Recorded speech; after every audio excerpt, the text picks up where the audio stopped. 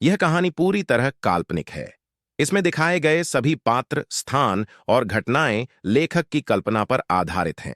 किसी जीवित या मृत व्यक्ति, संस्था, धर्म या समुदाय से इसका कोई संबंध मात्र संयोग हो सकता है।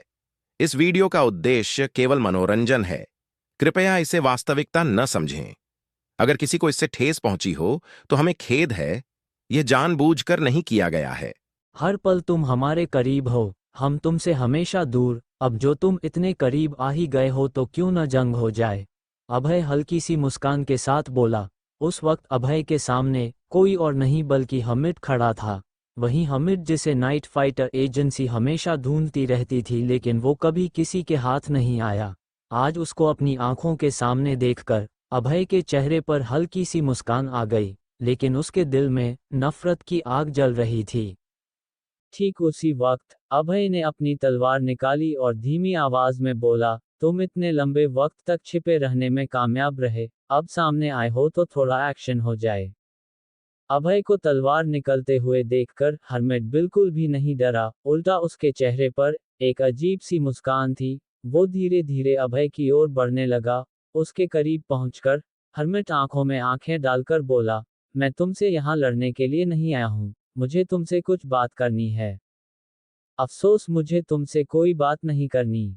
अभय हल्की सी मुस्कान के साथ बोला। अभय उस जोन में बिल्कुल भी नहीं था कि वो हरमेट की कोई बात सुने, और ये बात हरमेट को बहुत अच्छे से समझ में आ चुकी थी। इससे पहले अभय कुछ भी करता, अचानक से पूरे कॉरिडोर की लाइट चली गई। एक पल के लिए वहां हंगामा सा फैल गया। अंधेरे में अभय को एहसास हुआ कि उसके हाथ में किसी ने कुछ थमाया है। जैसे ही लाइट वापस आई, हरमिट गायब था। उसका दिया हुआ कागज अभय के हाथों में था। अभय ने जब उस कागज को खोला तो उसमें लिखा हुए वर्ड्स रिपीट करते हुए बोला, मैं हरमिट हूं अभय, मुझे मारने से पहले तुम्हें हजारों अंधेरे चीरने होंगे। ये पढ़कर अभय का चेहरा गुस्से से लाल हो गया। वो धीमी आवाज में खुद से बोला, अंधेरे के खिलाफ लड़ाई में मैं वो उजाला हूं जिसे बुझना नहीं आता। हरमिट, खुद को तैयार रखना, क्योंकि तुम्हारे अंधेरे में मैं मौत की चिंगारी जलाऊंगा। ये बोलते ही अभय ने कागज को गुस्से में फेंका और कॉरिडोर में वॉक करने लगा। अचानक से उसके सामने एक्शन एंजल आकर खड़ी हो गई और हल्की सी मुस्कान के साथ बोली, मैं आपको अंकल बुलाऊं या फिर अबीर। एक्शन एंजल के बोलने के तरीके से साफ मालूम पड़ रहा था कि उसे अभय से कोई डर नहीं लग रहा था। वो एकदम चिल थी। तुम मुझे न अंकल बुलाओ और न ही अबीर, मेरा असली नाम अभय है। अबीर वो नाम है जिसे मैंने 5 साल पहले खुद की आइडेंटिटी छुपाने के लिए इस्तेमाल किया था। अभय हल्की सी मुस्कान के साथ बोला। ये सुनकर एक्शन एंजल की आंखें हैरानी के साथ बड़ी हो गई। वो अपना सिर हिलाते हुए बोली, मुझे मालूम था कि मेरे सिक्स सेंस मुझे धोखा नहीं दे सकते, आप कोई आम फाइटर नहीं हो। अभय ने हल्की सी मुस्कान के साथ अपना सिर हिलाया, लेकिन वो कुछ बोला नहीं। ठीक उसी वक्त एक्शन एंजल सीरियस होकर बोली, मुझे आपसे एक बात करनी है। हाँ बोलो, क्या बात करनी है? अभय अपनी आंखें छोटी करते हुए बोला। अपनी बात कहने से पहले एक्शन एंजल का चेहरा उदासी में डूब गया। वो धीमी आवाज में बोली, क्या आप मुझे कल का कंपटीशन जीतने दोगे? मेरे लिए कल जीतना बहुत इंपॉर्टेंट है। ये सुनकर अभय को बहुत हैरानी हुई। वो हैरानी के साथ बोला, क्यों, मैं तुम्हें कल का कंपटीशन क्यों जीतने दूं? क्या तुम्हारे पास काबिलियत नहीं हराने की? आप 5 साल बाद वापस आए हो। आपको देखकर इधर मौजूद सभी लोगों को मालूम पड़ गया है कि वो आपसे जीत नहीं सकते हैं। मैं भी उनमें से हूं, लेकिन मेरा जीतना बहुत जरूरी है। एक्शन एंजल बोली। क्यों, तुम्हारी जीत के लिए मैं क्यों हारूं? अभय ने शक भरी नजरों से सवाल किया। मुझे ये कंपटीशन इसलिए जीतना है क्योंकि मुझे बघीरा के लिए काम करना है। उसने मेरे मम्मी पापा को कैद करके रखा है। अगर मैं उसके लिए काम नहीं कर पाई तो शायद मैं अपनी मम्मी पापा को खो दूंगी। एक्शन एंजल लाचारी से भरी आवाज में बोली। ये सुनकर अभय कॉन्फिडेंटली में बोला, तकलीफ ये नहीं कि मैं तुम्हें जीतता हुआ देख नहीं सकता। तकलीफ ये है कि मैं खुद को हारता हुआ देखना पसंद नहीं करता। और हाँ एक्शन एंजल, अपने दुश्मनों से डरोगी तो वो तुम्हें और डराएंगे। उन्हें खत्म करना ही तुम्हारा आखिरी मकसद होना चाहिए। मैं तुम्हारी जगह होता तो बघीरा को खत्म करने की सोचता, उसके लिए काम करने की नहीं। ये कहकर अभय वहां से चला गया। एक्शन एंजल हैरनी भरी नजरों से सिर्फ अभय को देख रही थी। यहीं दूसरी तरफ मनाली शहर में लखबीर चौहान के घर में सुधीर मालिक और सूबेदार नीरज एक साथ बैठे हुए थे। कुछ मिनट के बाद उधर लखबीर चौहान आ गए और वो हल्की सी मुस्कान के साथ बोले, what A pleasant surprise Malik साहब, कैसे आना हुआ मेरे घर। ये कहने के बाद लखबीर ने जब दोनों का चेहरा देखा तो उसे महसूस हुआ कि दोनों बहुत ज्यादा टेंशन में थे। लखबीर सीरियस होकर दोबारा बोला, सब ठीक है ना, कोई परेशानी है क्या? ये सुनकर सुधीर मलिक ने लंबी सांस ली और फिर पानी पीकर सीरियस होकर बोला, अभय की जान खतरे में आने वाली है। मुझे नहीं पता कि मित्तल परिवार ने ऐसा क्या किया है, पर उनके कहने पर इंटरनेशनल नाइट फाइटर एजेंसी के मेंबर्स ने अभय के खिलाफ शूट एट साइट का ऑर्डर जारी कर दिया है। क्या? लखबीर चौहान दांत पीसते हुए बोले, क्या वो लोग पागल हैं? वो अभय को पहचानते नहीं है क्या? सुधीर, तुम्हें भी मालूम है कि तुम्हारे बाद अगर कोई नाइट फाइटर एजेंसी को संभाल सकता है तो वो सिर्फ अभय है। तुम सब कैसे जा सकते हो उसके खिलाफ? सूबेदार नीरज धीमी आवाज में बोला, हमारे पास कोई रास्ता नहीं है। इंटरनेशनल नाइट फाइटर एजेंसी में मित्तल परिवार की बहुत जान पहचान है, वो उसके एक इशारे पर कोई भी फैसला लेने को तैयार हो सकते हैं। तुम दोनों को मालूम है न कि मित्तल परिवार की वजह से हमारे एजेंसी को कितने प्रॉब्लम्स का सामना करना पड़ा था। लखबीर चौहान चिल्लाते हुए बोले और फिर एक जगह से दूसरी जगह घूमने लगे। कुछ देर सोचने के बाद वो दोबारा बोले, वैसे किस रीजन की वजह से शूट एट साइट का ऑर्डर मिला है? रूल्स। उसे रूल्स तोड़ने की सजा मिली है। मित्तल परिवार का मानना है कि अभय हमेशा रूल्स तोड़ता है और रूल्स तोड़ने वाले को हमारी एजेंसी मौत देती है। सूबेदार नीरज बोला। ये सुनकर लखबीर चौहान शांत थे, वो कुछ भी नहीं बोले। वो जानते थे कि सुधीर मालिक उनमें से नहीं था जो अभय की जान खतरे में डाल सके, वो मजबूर था। वो चाहकर भी मित्तल परिवार के खिलाफ नहीं बोल सकता था। लखबीर चौहान को ये भी मालूम था कि इंटरनेशनल नाइट फाइटर एजेंसी में बहुत से ऐसे लोग थे जो अभय के राइज और ग्रोथ से डरते थे। उन्हें अच्छे से मालूम था कि Abhay is the next big thing in night fighter agency. ठीक उसी समय लखबीर चौहान ने दोनों की तरफ देखा और सीरियस होकर बोला, क्या होगा जब अभय को शूट एट साइट के बारे में पता चल जाएगा? इसके बारे में कुछ सोचा है? लखबीर चौहान की बातें सुनकर एक पल के लिए वहां सन्नाटा छा गया। जब लखबीर ने देखा कि किसी के पास कोई जवाब नहीं था तो वो हल्की सी मुस्कान के साथ बोला, कभी कभी कुछ चालें उल्टी पड़ जाती है। मुझे डर इस बात का है कि अगर अभय बच गया तो वो नाइट फाइटर एजेंसी का इतिहास बदलेगा, वो न तुम्हें मालूम है और न आने वाले कल को। इसके बाद कोई कुछ भी नहीं बोला। उसी समय पलक के ऑफिस में वंशिका और यशिका चौहान बैठे हुए थे। पलक अपना ऑफिस का काम कर रही थी, वंशिका रील्स देख रही थी और यशिका अलग अलग एंगल से सेल्फीज ले रही थी।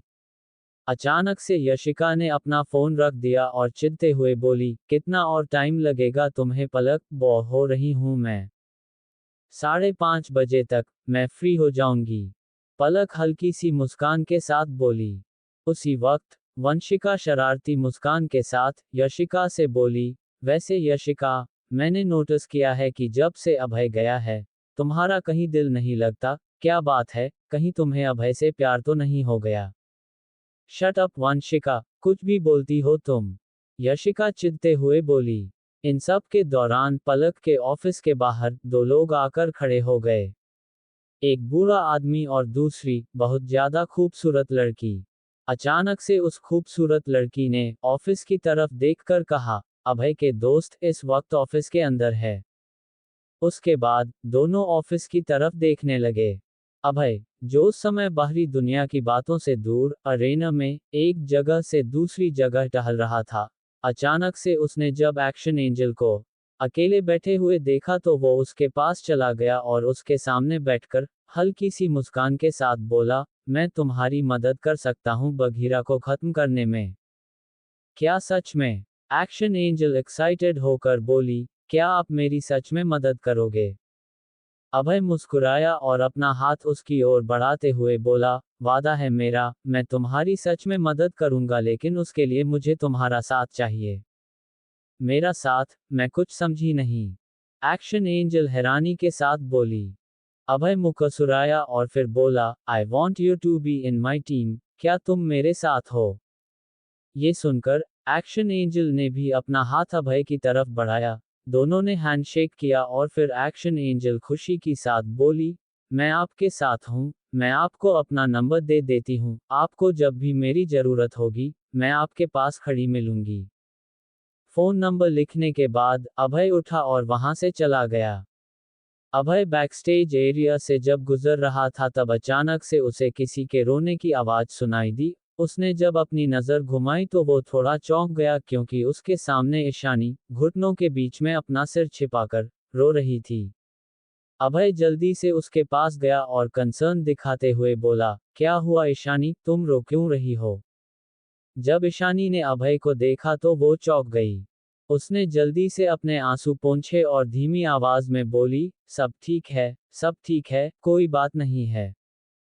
उस वक्त ईशानी को देखकर ऐसा लग रहा था कि वो अभय से डरी हुई थी। अभय ने ईशानी को कंफर्ट फील कराने के लिए उसके कंधे पर हाथ रखा और हल्की सी मुस्कान के साथ बोला, तुम्हें डरने की जरूरत नहीं है, तुम मुझे बता सकती हो कि क्या बात है। ये सुनकर ईशानी फिर से इमोशनल हो गई। वो खुद के आंसू रोकना चाहती थी लेकिन उसमें असफल हो रही थी। उसने अभय की ओर देखा और फिर धीमी आवाज में बोली, क्या आप मेरी मदद कर सकते हैं? अभय सीरियस होकर बोला, दुनिया में कोई भी ऐसी प्रॉब्लम नहीं है जिसका सल्यूशन नहीं, मुझे प्रॉब्लम बताओ, क्या पता मेरे पास उसका सल्यूशन हो।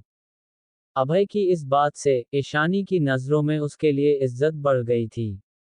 ईशानी की उम्र लगभग 20 के आसपास होगी, उसकी फाइटिंग एबिलिटीज एक 20 साल की लड़की के हिसाब से बहुत ज्यादा अच्छी थी। अभय ने जब उसे रोते हुए देखा तो उसके दिमाग में भी हजारों सवाल घूमने लगे थे। उसकी नज़र में ईशानी जैसी लड़की का रोना आम बात नहीं थी और शायद इसीलिए उसने ईशानी की मदद करने का सोचा। ईशानी, तुम बोलो क्या बात है, मैं हूं तुम्हारे साथ। अभय दोबारा बोला। ईशानी अपने आंसू पोंछते हुए बोली, मुझे अपने मम्मी पापा को बचाना है, क्या आप मेरी मदद कर सकते हो उन्हें बचाने में? क्या? अभय हैरानी के साथ बोला, क्या तुम्हारे मम्मी पापा को भी बघीरा ने कैद किया है? ये सुनकर ईशानी को झटका लगा, उसे उम्मीद नहीं थी कि अभय वही नाम लेगा जो उसके जुबान पर था। वो हैरानी के साथ बोली, सही कहा आपने, मेरे मम्मी पापा को बघीरा ने कैद किया हुआ है।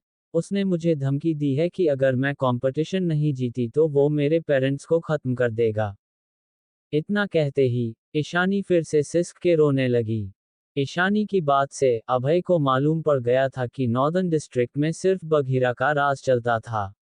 वो अपने मुताबिक लोगों को उठाता था, खत्म करता था और वक्त आने पर उनका इस्तेमाल भी करता था।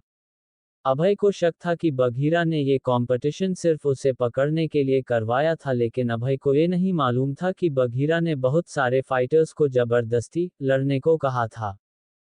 कुछ देर सोचने के बाद अभय ने अपना सिर नीचे किया और हल्की सी मुस्कान के साथ ईशानी को बोला, अब तुम चिंता मत करो, तुम्हारे पेरेंट्स को कुछ भी नहीं होगा। मुझे वैसे भी बघीरा को खत्म करना है। तुम्हारे बहते हुए आंसुओं ने मुझे उसे खत्म करने का एक और कारण दे दिया है। ये कहकर अभय ने अपनी जेब से एक कागज निकाला और ईशानी को देते हुए बोला, इसमें अपना कॉन्टैक्ट नंबर लिख दो, मैं तुम्हें जल्दी कॉन्टैक्ट करूंगा। अभय की बात सुनकर ईशानी चौंक गई थी। उसे यकीन नहीं हो रहा था कि अभय नॉर्दर्न डिस्ट्रिक्ट के किंग बघीरा को खत्म करने की बात कर रहा था। ईशानी हैरानी के साथ बोली, क्या आप सचमुच बघीरा को मारना चाहते हो? मेरी आंखों में देखो ईशानी, क्या इसमें तुम्हें किसी भी तरीके का फरेब नजर आ रहा है? अभय कॉन्फिडेंटली बोला। ये सुनने के बाद ईशानी ने अभय से कोई सवाल करना सही नहीं समझा। उसने अभय को अपना नंबर दिया और वहां से चली गई। उस वक्त ग्रुप डी के मैचेस चल रहे थे, इसलिए ज्यादा लोग बाहर नहीं आए थे, लेकिन जब अभय बाहर आया तो मिहिका और उसके साथ आए दोस्त भी बाहर आ चुके थे। अभय को देखकर कई लोगों ने उसके साथ सेल्फी भी खिंचाई। कुछ वक्त के लिए उनकी नजरों में वो किसी सुपरस्टार से कम नहीं था। सागर ने जब अभय को सबके साथ सेल्फी लेते हुए देखा तो उसे बहुत अच्छा लगा। उसकी आंखों से खुशी के आंसू बहने लगे थे, क्योंकि उसने जब देखा कि अभय कितना पावरफुल है तो उसे अपना भाई बोलने में गर्व उसे महसूस हो रहा था। बॉस, आखिरकार आप ठीक हो ही गए। अंकित एक्साइटेड होकर बोला, अब तो मैं सिन सिटी में बिना किसी से डरे चलूंगा। ये सुनकर अभय ने अंकित, शुभम और विनी पर अपनी नजर डाली और फिर मजाकिया अंदाज में बोला, मेरा तो ठीक है लेकिन तुम लोगों की हालत पहले से बहुत खराब हो गई है। आज शाम से हम रनिंग करने चलेंगे। ये सुनकर शुभम अंकित से फुसफुसाते हुए बोला, हमसे तो ना हो पाएगा भाई। सेम हियर ब्रो, अंकित बोला। उसी दौरान जब अभय की नज़र मेहिका पर पड़ी तो उसे महसूस हुआ कि मेहिका बहुत ज्यादा खुश थी, लेकिन हमेशा की तरह वो अपने इमोशंस को एक्सप्रेस नहीं करना चाहती थी। हेलो सर, उसी समय उनके बगल से एक आवाज गूंजी। अभय ने जब पलट कर देखा तो उसके बगल में कोट पैंट पहने आदमी खड़ा था। उसने अभय को दोबारा से ग्रीट करते हुए कहा, सर आपको मेरे बॉस ने बुलाया है। अभय ने एक नज़र में ही उस आदमी को पहचान लिया था।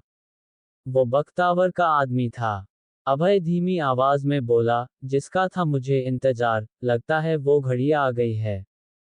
सर, प्लीज दिस साइड, बख्तवार के आदमी ने मुस्कुराते हुए कहा और फिर एक विंटेज कार की तरफ बढ़ने लगा।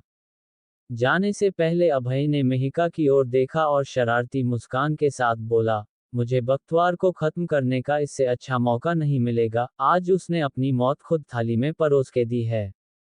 हम लोग भी साथ चलते हैं, भले ही हम बख्तावर की पिटाई नहीं कर सकते, लेकिन उसके कुछ साथियों की तो धुनाई कर ही लेंगे। अंकित बोला। मेहिका और बाकी टीम मेंबर्स ने तुरंत हाँ में सिर हिलाया। अभय ना में सर हिलाते हुए बोला, नहीं बस मैं और शुभम जाएंगे। तुम लोग यही रहो। मेहिका ने हामी भरते हुए पूछा, लेकिन तुम केयरफुल रहना और हाँ डिनर तक पहुंच जाना। I don't like wasting food. Abhay मुस्कुराते हुए बोला, आई नो। बख्तावर का बटलर ये सब सुन रहा था। उसे बहुत स्ट्रेंज लगा कि अभय अभी रिकवर हुआ था, फिर भी बख्तावर को मारने की बात कर रहा था। अभय और शुभम के कार में बैठने के बाद बटलर ड्राइव करते हुए सिटी सेंटर की तरफ बढ़ा। बख्तावर के मेंशन पहुंचकर अभय और शुभम जैसे ही कार से बाहर उतरे, बटलर ने कहा, साहब आपका हॉल में वेट कर रहे हैं। उद्धरण चिन्ह। अभय ने हाँ में सर हिलाया और शुभम के साथ अंदर की तरफ बढ़ा। हॉल के करीब पहुंचते ही शुभम ने गहरी सांस ली और धीरे से बोला, बस मुझे एक इशारा करना, एक ही गोली में उसकी खोपड़ी खोल के रख दूंगा। उद्धरण चिन्ह। जैसे ही वो लोग हॉल में एंटर हुए, उन्होंने देखा कि बख्तावर के अलावा वहां माधवन भी बैठा हुआ था। तुम यहाँ क्यों आए हो? अभय ने चौंकते हुए माधवन से पूछा। माधवन ने बिना किसी एक्सप्रेशन के अभय की तरफ देखा और फिर बोला, मैंने एक्सपेक्ट नहीं किया था कि तुम रिकवर हो जाओगे। ये सुनकर अभय की भौहें तंग गए। उसके इंट्यूशन बोल रहे थे कि माधवन का वहां मौजूद होना कोई सिंपल बात नहीं थी। उसने गौर से माधवन को देखा और फिर अपनी नजरें बख्तवार की तरफ घुमा ली और बोला, मेरे फ्रेंड्स कहाँ हैं? बख्तावर हल्के से मुस्कुराया और बड़ी सी आलीशान चेयर पर बैठते हुए बोला, हमको लगता है कि दोस्तों की सलामती से पहले तुमको नाइट फाइटर एजेंसी की खबर सुनना चाहिए। नाइट फाइटर एजेंसी ने तुमको बेदखल कर दिया है। अभय और शुभम के चेहरे के एक्सप्रेशन बदल गए। शुभम ने तुरंत अपनी राइफल लोड करते हुए कहा, तुम कहना क्या चाहते हो? कल हमको एक मैसेज मिला नाइट फाइटर एजेंसी के इंटरनेशनल कॉन्फ्रेंस में मित्तल फैमिली ने तुम्हारे खिलाफ कंप्लेन किया कि तुम नाइट फाइटर एजेंसी का फायदा उठाकर क्राइम्स को अंजाम दे रहा है। तुम्हारी वजह से आम जनता को तकलीफ हो सकती है, इसलिए तुम्हें नाइट फाइटर एजेंसी से निकालने के लिए वोटिंग की गई। और अब तुम नाइट फाइटर नहीं हो। ये सुनते ही अभय के चेहरे के एक्सप्रेशन बदल गए थे, उसकी आंखों और गहरी हो गई थी। वही शुभम तुरंत चिल्लाकर बोला, बॉस इसकी बातों पर यकीन मत करो, आपने एजेंसी के लिए इतने बड़े बड़े मिशन किए हैं, लाखों लोगों की जान बचाई है, इसलिए आपको स्टार मेडल मिला है। इट्स इम्पॉसिबल, एजेंसी कभी ऐसा डिसीजन नहीं ले सकती। अभय को पहले लगा कि बख्तावर मजाक कर रहा है, लेकिन फिर उसे शक हुआ कि मित्तल वाकई ऐसा कर सकता है और मित्तल फैमिली का मिलिट्री और नाइट फाइटर एजेंसी में बहुत इन्फ्लुएंस है। अभय ने पहले ही नाइट फाइटर एजेंसी को छोड़ने के बारे में सोचा था, क्योंकि एजेंसी में रहकर मित्तल से रिवेंज लेना पॉसिबल नहीं था। वरुण के मरने के बावजूद नाइट फाइटर एजेंसी मित्तल के खिलाफ कोई एक्शन लेने के लिए तैयार नहीं थी, लेकिन नाइट फाइटर एजेंसी उसके दिल के बहुत करीब थी। आज वो जो कुछ था, नाइट फाइटर एजेंसी की बदौलत था। अगर सुधीर मलिक नहीं होते, तो शायद वो आज भी जेल की सलाखों के पीछे रहता। अभय ने माधवन की तरफ देखा, जो एक नाइट फाइटर था। माधवन ने गहरी सांस ली और बोला, ये सच है, मित्तल का स्टेटस एजेंसी में भी बहुत हाई है, और उसने तुम्हारे खिलाफ शूट एट साइट का ऑर्डर भी जारी करवा दिया है। शुभम इतना गुस्से में आ गया था कि उसके माथे की नसें उभर आई थी। इस पूरी मित्तल फैमिली को तबाह कर देंगे, चलो बॉस। माधवन ने तब समझाते हुए कहा, वैसे तुम्हें ज्यादा सोचने की जरूरत नहीं है, ये सब टेम्पररी है। अभी सुधीर के पास कोई चॉइस नहीं है, बाद में जब रियल वॉर की सिचुएशन बनेगी तब वो तुम्हें वापस बुला लेंगे। अच्छा, शुभम ने पूछा, तुम्हें क्या लगता है अभय कपूर नाइट फाइटर नहीं बल्कि कठपुतली है? जब चाहे बुला लिया और जब चाहे दूध में गिरी मक्खी की तरह निकाल कर फेंक दिया। उद्धरण चिन्ह। उसने माधवन को घूरते हुए देखा और बोला, तुम नाइट फाइटर हो ना, और बाहर कांटेक्ट भी कर सकते हो, राइट? तो फिर हेडक्वार्टर एक खबर पहुंचा देना कि शुभम नाइट फाइटर 12 आज इसी वक्त नाइट फाइटर एजेंसी क्विट कर रहा है। शुभम ने फिर अभय के कंधे पर हाथ रखा और बोला, बॉस, मैं आपके साथ हूं, I don't care about this agency. Abhay ने गहरी सांस ली, वो काफी देर से अपने इमोशनल फ्लक्चुएशंस कंट्रोल करने की कोशिश कर रहा था। उसने बख्तावर की तरफ देखा और बोला, मित्तल फैमिली ने बहुत बड़ी बेवकूफ़ी करके अपनी कब्र खुद अपने हाथों से खोद ली है। उद्धरण चिन्ह। अभय आगे हल्के से मुस्कुराते हुए बोला, पहले एजेंसी की वजह से मैं मित्तल को मारने में देरी कर रहा था, लेकिन अब ये शेर पिंजरे से बाहर है और शिकार करने के लिए तैयार है। अब जो मेरे और मेरे रिवेंज के बीच आएगा, उसका सीधा ऊपर का टिकट कटेगा। उद्धरण चिन्ह। उसकी बात सुनकर माधवन की भौहें तन गई। अभय ने फिर बख्तावर की तरफ देखा और बोला, तो अब बताओ सानिया और बाकी टीम कहाँ है? वरना तुम्हारे मुंह में हाथ डालकर इन्फॉर्मेशन निकाल लूंगा, समझे? बख्तावर हंसते हुए बोला, बहुत कॉन्फिडेंस है तुमको। तभी अभय ने अचानक ही बख्तावर के सर पर निशाना लगाते हुए पूरी स्पीड से अपना चाकू फेंका। बख्तावर तुरंत साइड में हो गया, वरना वो चाकू सीधा उसके माथे के बीचों बीच घुस जाता। तभी बख्तावर ने अपनी गन निकाल ली, और इधर अभय ने भी अपनी गन्स यानी लैला मजनू को निकाल लिया था। बख्तावर बोला, मरने का इरादा है? अभय मुस्कुराते हुए बोला, मारने का, क्या पता मेरी बंदूक की गोली में तुम्हारा नाम लिखा हो। बख्तावर ने फिर गन नीचे की और हंसते हुए बोला, चलो फिर दो दो हाथ हो जाए। उद्धरण चिन्ह। अभय ने अपनी बंदूक शुभम की तरफ उछाली, और उसने तुरंत अभय की दोनों गन्स को पकड़ लिया। अभय और बख्तावर ने एक दूसरे की तरफ देखा, दोनों की आंखें में एक दूसरे को हराने का जुनून था। अभय अचानक तेजी से बख्तावर की तरफ बढ़ा, और बख्तावर भी तैयार था। अभय ने उछलते हुए जोर से बख्तावर के चेहरे पर वार किया, लेकिन बख्तावर ने एक हाथ से अभय का वार तो रोक दिया, लेकिन उसके पूरे हाथ में तेज दर्द होने लगा। अचानक ही बख्तावर ने पूरी ताकत से अभय को धक्का दिया, और अभय पीछे कांच की टेबल पर जा गिरा। टेबल का कांच टूटकर नीचे फर्श पर बिखर गया। ये देखकर शुभम के चेहरे पर टेंशन नजर आने लगी। अभय अचानक गुलाटी लेते हुए उठ खड़ा हुआ, और बख्तावर के चेस्ट पर जोर से लात मारी, जिससे बख्तावर पीछे की दीवार पर लगी एक महंगी पेंटिंग पर जा छिटका, और लड़खड़ाते हुए जमीन पर गिरा। पेंटिंग भी नीचे गिरकर 4 टुकड़ों में टूट गई। बख्तावर हैरान था कि इस बार उसकी और अभय की पावर बराबर थी, और अभय उम्र में उससे काफी छोटा था। वो अचानक उठ खड़ा हुआ और अभय को घूरते हुए देखने लगा। बस इतना ही दम था। Come on. अभय मौक करते हुए बोला। बख्तावर गुस्से में अभय की तरफ बढ़ा ही था कि माधवन ने ऊंची आवाज में चिल्लाकर कहा, स्टॉप इट यू इडियट्स। उसने फिर अभय से कहा, तुम्हारी टीम किसी खतरे में नहीं है। उद्धरण चिन्ह। ये सुनकर अभय ने माधवन की तरफ देखा। बख्तावर ने उन्हें मेरे कहने पर ही किडनैप किया था। सुधीर मलिक उन्हें ट्रेन करना चाहते थे और इसके लिए सिंध सिटी से अच्छी जगह क्या हो सकती थी। बख्तावर ने उन्हें अपने आदमियों के साथ ट्रेन करने के लिए छुपा कर रखा है। तुम्हें जानकर खुशी होगी कि जोरा अब सुपर लेवल फाइटर बनने के बहुत करीब है। ये सुनकर अभय मौक करते हुए बोला, तो मेरा अंदाजा सही था। सुधीर मलिक ने तुम्हारे साथ मिलकर मुझे सिंध सिटी में ट्रैप करने का प्लान किया था, राइट? माधवन हाँ में सर हिलाते हुए बोला, यस, क्योंकि तुम बाहर रहते तो मित्तल फैमिली के खिलाफ रिवेंज लेने की साजिश करते। हम जानते थे कि तुम अकेले मित्तल फैमिली का सामना नहीं कर सकते थे। तुम्हारी जान तो खतरे में थी ही, बल्कि सिविल स्ट्राइफ होने के भी चांसेस थे। उद्धरण चिन्ह। माधवन आगे बोला, इसलिए तुम्हें ट्रेन करने के लिए और मित्तल से दूर रखने के लिए यहां भेजा गया।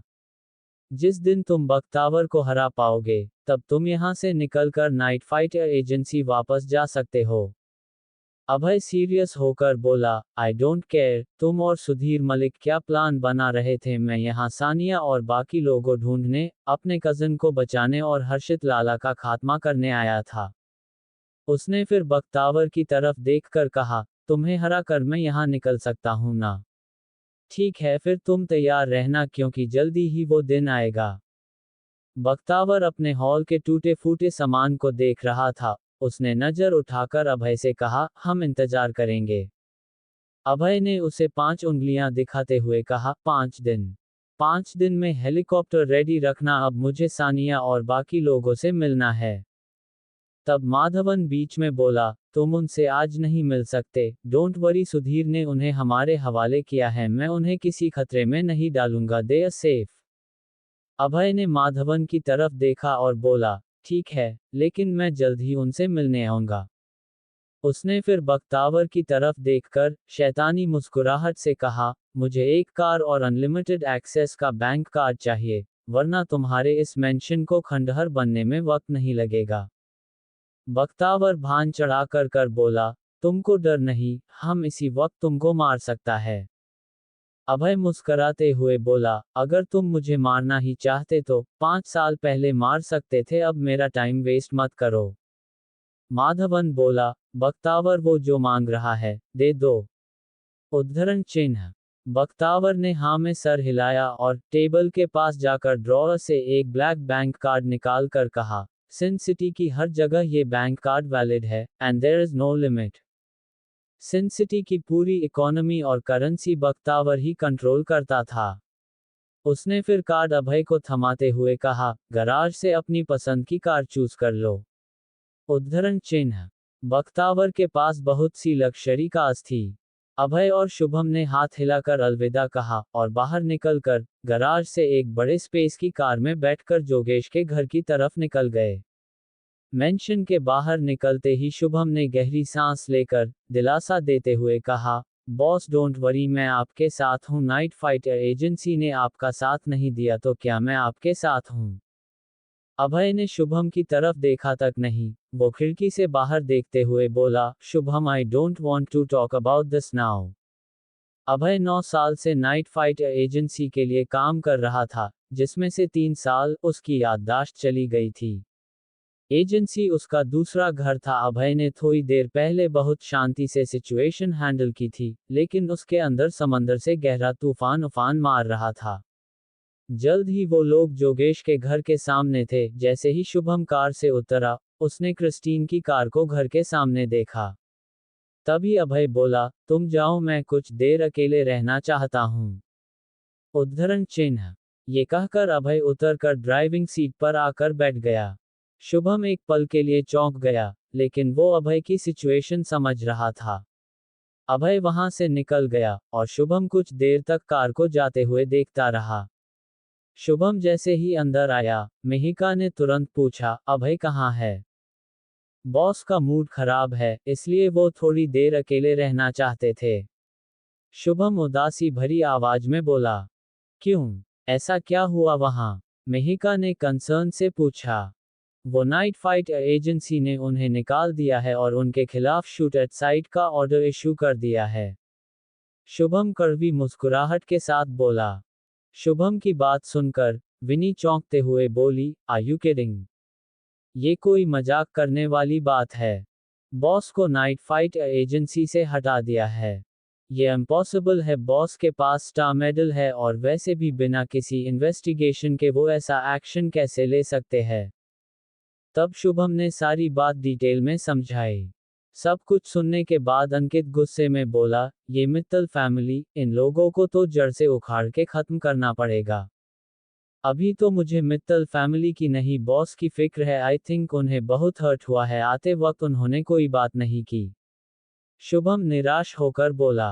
अब तक मिहिका अभय के बारे में ही सोच रही थी। उसने गहरी सांस ली और बोली, अब तुम लोग क्या करने का सोच रहे हो? करना क्या है? हम भी नाइट फाइट एजेंसी छोड़ देंगे और बॉस का साथ देंगे। शुभम बोला। वो माधवन भी नाइट फाइट है ना? मिहिका ने शुभम की तरफ देखते हुए पूछा। हाँ, वो अभी बख्तावर के मेंशन में रह रहा है। शुभम बोला। मिहिका ने फिर विनी से पूछा, विनी, तुम्हारा क्या इरादा है? वही जो सबका इरादा है। मैं भी बॉस का साथ दूंगी। उन्हें क्या लगता है, बॉस अकेले पड़ जाएंगे? दे आर रॉन्ग, विनी गुस्से में बोली। यस, दे आर रॉन्ग विनी, हम सिर्फ टीम नहीं, एक दूसरे की फैमिली भी है। ठीक है, फिर बख्तावर के मेंशन चलो सब। मिहिका गहरी सांस लेते हुए गंभीरता से बोली, हम सब चलकर माधवन को एजेंसी छोड़ने के बारे में इन्फॉर्म करेंगे। वो खुद एजेंसी में ये न्यूज़ देगा और हाँ, अभय को अभी कुछ मत बताना। उद्धरण चिन्ह। मिहिका आगे उदासी भरी आवाज में बोली, अभय के लिए नाइट फाइट एजेंसी बहुत मायने रखती हैं। अगर हम उसे बताएंगे कि हम क्विट करने वाले हैं, तो इस बात के लिए कभी तैयार नहीं होगा। मिहिका की बात सुनकर सबने हाँ में हाँ मिलाई। उनके साथ बैठी हेलेना और क्रिस्टीन उनकी बातें सुनकर एक बात तो अच्छी तरह समझ गई थी कि अभय ही 5 साल पहले वाला अबीर था, वही नाइट फाइट जीरो अबीर, जिसे वो लोग 5 सालों से एडमायर करती आ रही थी। उन दोनों ने एक दूसरे की तरफ एक्साइटमेंट से देखा, क्योंकि उन्हें वो मिल गया था जिसका उन्हें 5 साल से इंतजार था। अभय पिछले 1 घंटे से तेजी से रोड पर गाड़ी दौड़ा रहा था। वो सिन सिटी के एज तक पहुंच गया था। उसे दूर से सामने एक बड़ा सा पॉन्ड नजर आ रहा था। पॉन्ड के पास आकर उसने गाड़ी रोकी और बाहर निकलकर पॉन्ड की तरफ बढ़ने लगा। पॉन्ड के किनारे पर आकर उसने गहरी सांस ली और वहीं बैठ गया। वो पॉन्ड के दूसरे छोर को देख रहा था और कोई नहीं जानता था कि इस वक्त उसके दिमाग में क्या चल रहा था। शाम घिरने लगी थी, लेकिन अभय अभी वही बैठा हुआ कुछ सोच रहा था। पॉन्ड के पास ही एक गांव था, जहां से एक शर्टलेस आदमी हाथ में बड़ा सा चाकू लिए तालाब की तरफ आया, लेकिन अभय को वहां देखकर चौंकते हुए बोला, तुम यहाँ क्या कर रहे हो? जानी पहचानी आवाज सुनकर अभय ने पलटकर पीछे देखा तो माँ को वहां खड़ा था। अभय ने हैरानी से पूछा, तुम यहाँ? हाँ, शहर में लोग अपना गैंग ज्वाइन करने में इंटरेस्टेड नहीं है ना, इसलिए यहाँ गांव आया था। अब तक ऑलमोस्ट 100 लोग ज्वाइन कर चुके हैं और जिनमें 20 टॉप लेवल वॉरियर्स है। वो लोग बाकी लोगों को फाइटिंग सिखा रहे हैं। आई थिंक कुछ टाइम बाद हम विपिन जैसे लोगों को चैलेंज कर पाएंगे। ये कहते हुए उसने अभय की पीठ थपथपाई और बोला, मैं तो कहता हूँ, तुमने जब मुझे फॉलो करने का डिसीजन लिया था ना, बहुत सही किया था। मेरे साथ तुम्हारा फ्यूचर बन जाएगा। माको की बातें सुनकर अभय के चेहरे पर स्माइल आ गई। माको अभय के बगल में बैठ गया और उसने जेब से सस्ती शराब की बोतल निकाली और अभय से पूछा, तुम भी एक दो घूंट टिका लो, यकीन मानो जन्नत दिख जाएंगी। अभय ने बोतल की तरफ देखा और फिर माको के हाथ से बोतल ले ली। ढक्कन खोलकर उसने शराब की बोतल से डायरेक्ट पीना शुरू कर दिया। भले ही शराब सस्ती क्वालिटी की थी, लेकिन अभय का आज पीने का मन था।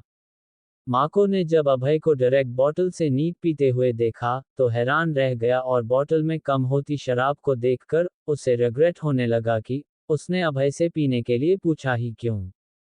हालांकि उसने तभी अभय के कंधे पर हाथ रखा और पूछा, तुम्हें क्या हुआ? किस गम में बैठे हो भाई? मुझे बताओ, शायद मैं कोई हेल्प कर सकूं। अभय ने मुस्करा कर कहा, बस किसी उलझन में था। बाय द वे, तुम्हारी शराब ने जन्नत तो नहीं दिखाई, लेकिन अब मैं बेटर फील कर रहा हूं। उद्धरण चिन्ह। कोई लड़की वड़की का मामला है क्या? माको ने गहरी सांस लेकर पूछा और आगे बोला, तुम तो अभी भी जवान हो, वैसे अगर तुम मेरी तरह हैंडसम होते, जैसे कि मैं तुम्हारी उम्र में था, तब तो लड़कियां तुम्हारे आगे पीछे दौड़ती। अभय ने माको की तरफ देखा और टीज करते हुए बोला, अच्छा तो फिर तुम 40 साल के हो गए हो, फिर सिंगल क्यों हो? ये सुनकर माको चुप हो गया, और फिर इरिटेट होकर उसने अभय के हाथ से शराब की बोतल छीन ली और सीप लेते हुए बोला, वैसे तुम बात तो सही कह रहे हो, मुझे सच में शादी कर लेनी चाहिए, अब तो मेरी बाप बनने की उम्र भी निकल गई है। उद्धरण चिन्ह। उसका इतना कहना ही था कि पीछे से गाड़ियां आने की आवाज आई, और फिर कार की हेडलाइट्स की रोशनी से आसपास एरिया क्लियर नजर आने लगा। अभय और माको ने पलट कर देखा तो उन्हें करीबन 20 कार्स नजर आई, जो सामने आकर रुक गई थी। कार के अंदर से बहुत सारे लोग हाथ में हथियार लेकर बाहर आए। उन सब का लीडर एक अधेड़ उम्र का आदमी था, जो हाथ में जलती हुई सिगरेट लिए खड़ा था। माको ने जैसे ही उस आदमी को देखा, उसके चेहरे पर परेशानी भरे भाव उभर आए।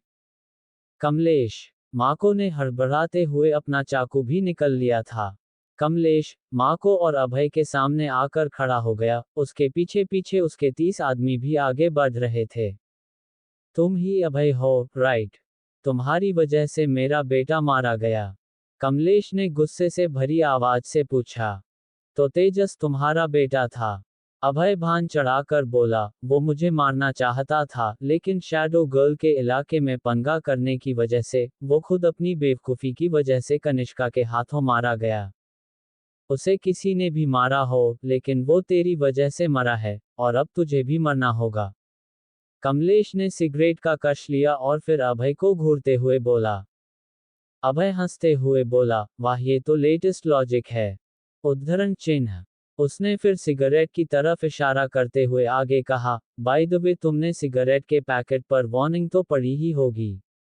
वैसे ही मैं भी तुम्हें एक वार्निंग दे रहा हूं, यहां से वापस लौट जाओ। उद्धरण चिन्ह। कमलेश अभय को उंगली दिखाकर बोला, यहां से जाएगा तो तू वो भी सीधा ऊपर। अभय हंसते हुए बोला, एज एक्सपेक्टेड, सिगरेट के पैकेट की वार्निंग की तरह तुम मेरी वार्निंग भी इग्नोर करोगे। माको ने तुरंत अभय की बाह पकड़कर धीरे से कहा, अभय, ये जोश का नहीं, होश में आने का वक्त है। लगता है तुम्हें चढ़ गई है, तुम जानते नहीं हो ये आदमी कितना डेंजरस है, तुम भाग जाओ यहां से, इन्हें मैं रोकने की कोशिश करता हूं। ये कहते हुए माको अभय के सामने आकर खड़ा हो गया। तुम अकेले उनका सामना नहीं कर पाओगे। अभय माको के कंधे पर हाथ रखते हुए बोला, मैं तुम्हारा बॉस हूं, और ये मेरी रिस्पॉन्सिबिलिटी है, एक बात तो माननी पड़ेगी, तुम लफड़ा करने में उस्ताद हो। ये कहते हुए भी माको के हाथ कांप रहे थे, आखिर उसके सामने कमलेश, ईस्ट डिस्ट्रिक्ट का डॉन, जो खड़ा था। अभय ने मुस्कुराते हुए माको को देखा, जो इतना डरे हुए होने के बावजूद उसकी ढाल बनकर खड़ा था। उसने अपना हाथ उठाया और माको की गर्दन के साइड में वार किया। किसने? इतना कहते ही माको बेहोश हो गया। वो नीचे गिरने ही वाला था कि अभय ने उसे संभाल कर धीरे से जमीन पर लेटा दिया। ये तुम्हारे और मेरे बीच का मामला है। अभय ने कमलेश की तरफ देखकर कहा, किसी और को इन्वॉल्व होने की जरूरत नहीं। कमलेश ने हैरानी से अभय की तरफ देखा और बोला, मैं तुम्हें मारने आया हूं। रही बात इस डफर की, तो इसे मैं छोड़ दूंगा। तुम बस हमारे साथ चलो। ये कहकर कमलेश ने अपने आदमियों से कहा, बांध दो इसे। अभय ने चुपचाप अपनी गाड़ी की चाबी माको के हाथ में रख दी और उठ खड़ा हुआ।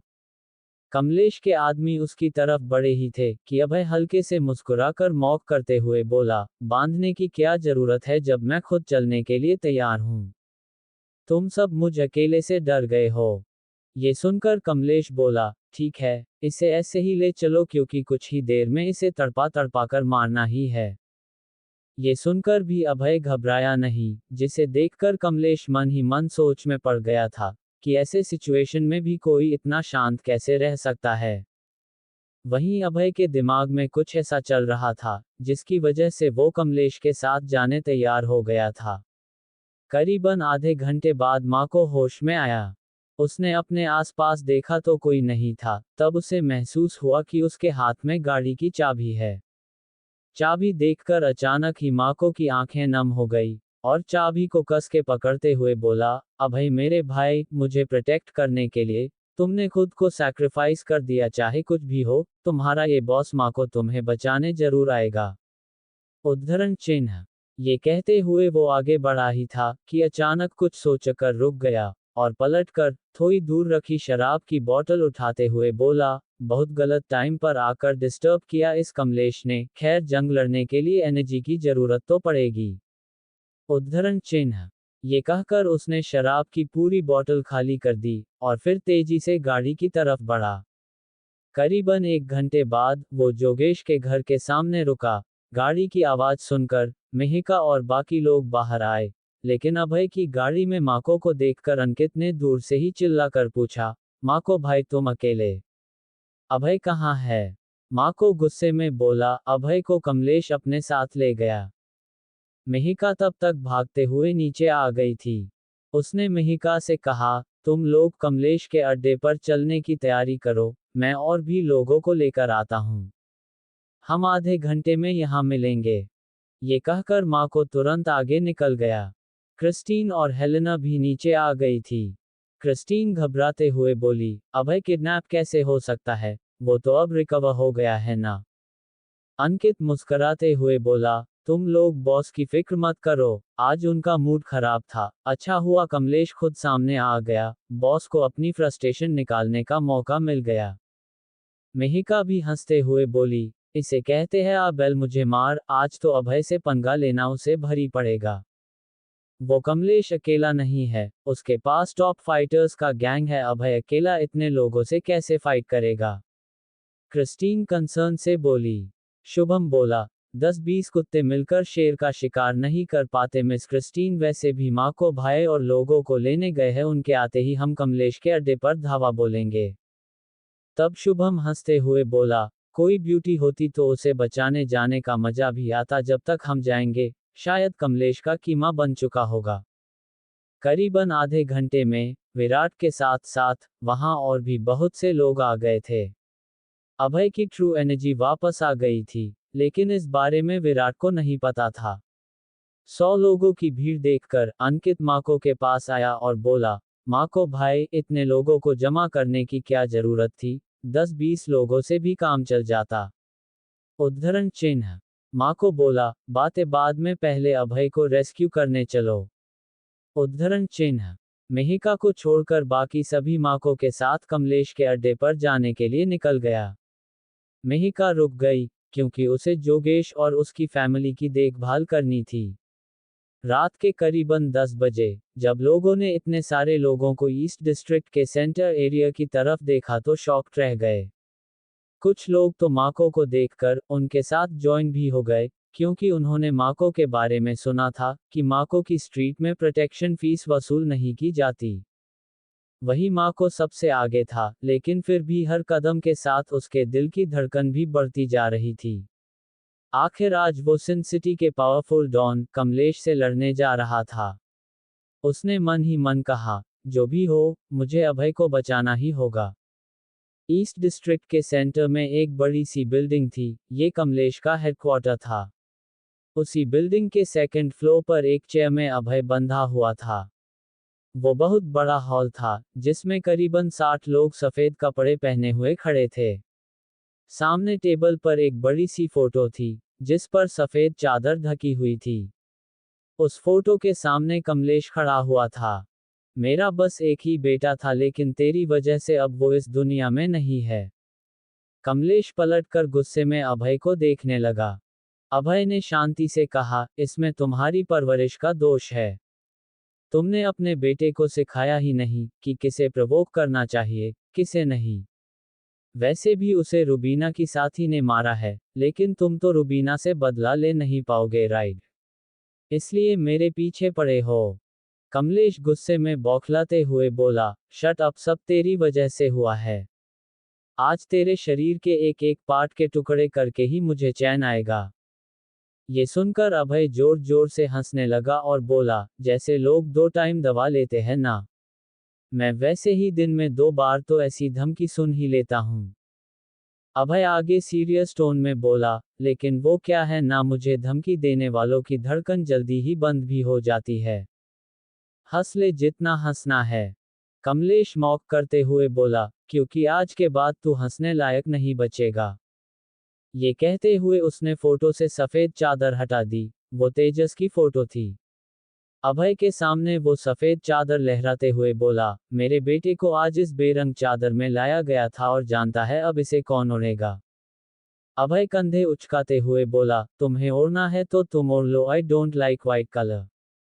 कमलेश ये सुनकर दांत पीसते हुए बोला, तेरी जबान बहुत तेज चलती है ना। अपनी मौत का डर नहीं होगा तुझे, लेकिन तेरे दोस्त, तेरी फैमिली जब यहाँ तेरी आंखों के सामने मरेंगे तब तो तेरी ये अकड़ टूटेगी। अचानक ही बाहर से तेज आवाज आने लगी। कमलेश ने अभय को घूरते हुए देखा और फिर अपने आदमी को खिड़की से बाहर देखने का इशारा करते हुए पूछा, क्या हो रहा है बाहर। अचानक ही हॉल के दरवाजे पर एक आदमी भागता हुआ आया और बोला, सर वो माँ को अपनी गैंग के लोगों के साथ आया है, उसके साथ 100 से ज्यादा लोग हैं। कमलेश हैरानी से बोला, ये तो बहुत अच्छी न्यूज़ है। मैं अभी अफसोस में था कि मैंने उसे वहां छोड़ क्यों दिया, अब वो खुद चलकर हमारे दरवाजे पर आया है। उद्धरण चिन्ह। उसने फिर पलटकर अभय से मुस्कुराते हुए कहा, अब तू देख, किसी अपने को खोने की तड़प क्या होती है। उद्धरण चिन्ह। अभय बोला, तुम मेरा कुछ नहीं बिगाड़ पाओगे। तब कमलेश कॉन्फिडेंस से बोला, मेरे पास ऐसे फाइटर्स है कि तू सुपर लेवल फाइटर भी होता तो यहां से बचकर नहीं जा सकता। नीचे माको और विराट भीड़ में सबसे सामने खड़े थे। तभी एक आदमी बोला, माको भाई, हम सच में कमलेश से लड़ने आए हैं। ये लोग ईस्ट डिस्ट्रिक्ट के सबसे पावरफुल लोग हैं। माको दांत पीसते हुए बोला, तुम्हें लड़ना नहीं है, तुम लोगों को मैंने बस शो ऑफ करने के लिए बुलाया है, जो करना है वो मैं करूंगा। उद्धरण चिन्ह। अंकित मजाकिया अंदाज में बोला, वाह माको भाई तो बहुत बहादुर है। तब माँ को बोला, अभय तुम्हारा भी दोस्त है, तुम्हें उसकी कोई फिक्र नहीं, अभी भी मजाक करने के मूड में हो। तब शुभम माको के कंधे पर हाथ रख कर बोला, एक्चुअली हम सबको तुम पर पूरा भरोसा है। उद्धरण चिन्ह। तब माको ने जेब से शराब की छोटी बोतल निकाली और गहरी सांस लेकर बोला, तुम लोग यही रुको, मैं अंदर उनसे बात करके आता हूँ। अगर मैं आधे घंटे में वापस नहीं आया तो तुम लोग यहाँ से चले जाना। अगर आज मैं मारा गया तो फिर तुम्हारे लीडर मेरे बॉस विराट बनेंगे। ये सुनकर विराट तुरंत बोला, मैं भी तुम्हारे साथ चलूंगा माको। माको नमे सर हिलाते हुए बोला, नहीं बॉस, आपने कई सालों से ऐसे लोगों से डील नहीं किया है, लेकिन मैं इस काम में माहिर हूं, आप यही इनके साथ रहो। उद्धरण चिन्ह। ये कहते हुए माको ने गन निकाल ली, लेकिन उसके हाथ कांप रहे थे। अंकित ने मजाकिया अंदाज में कहा, माको भाई, ऐसे तो निशाना कहीं और लगाओगे, गोली कहीं और चलेगी। माको गुस्से में बोला, हाँ आई एग्री कि मैं डरा हुआ हूँ, लेकिन आज भले मेरी जान चली जाए, मैं अभय को बचाने की पूरी कोशिश करूंगा।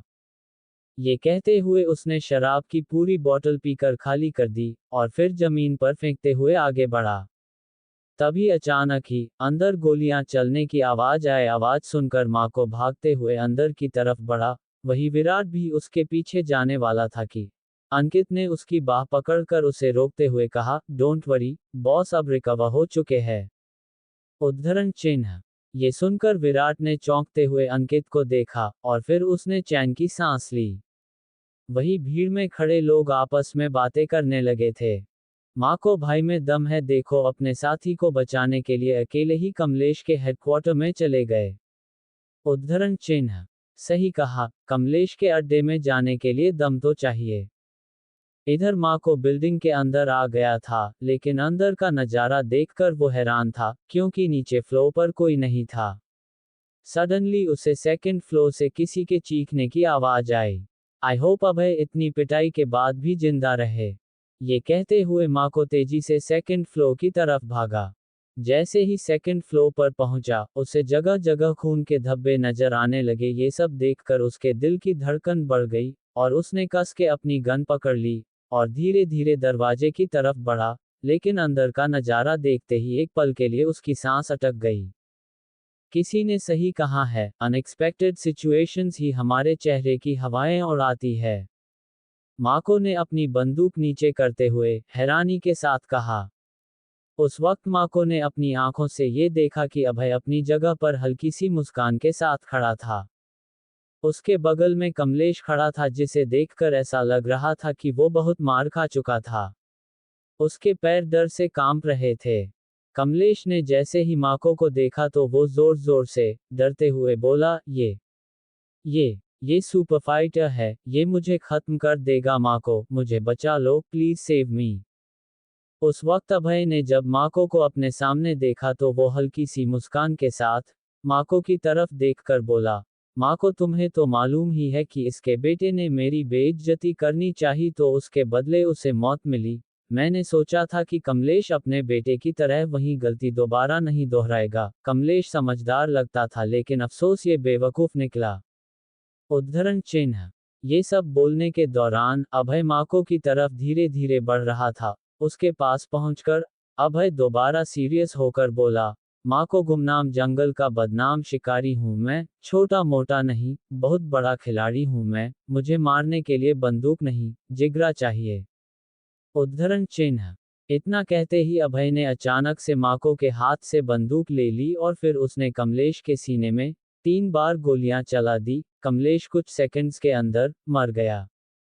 कमलेश को मरता हुआ देखकर अभय हल्की सी मुस्कान के साथ बोला, आई एम सॉरी कमलेश, तुमने मेरा चैन छीना, मैंने तुम्हारी जिंदगी, हमारा हिसाब बराबर। उद्धरण चिन्ह।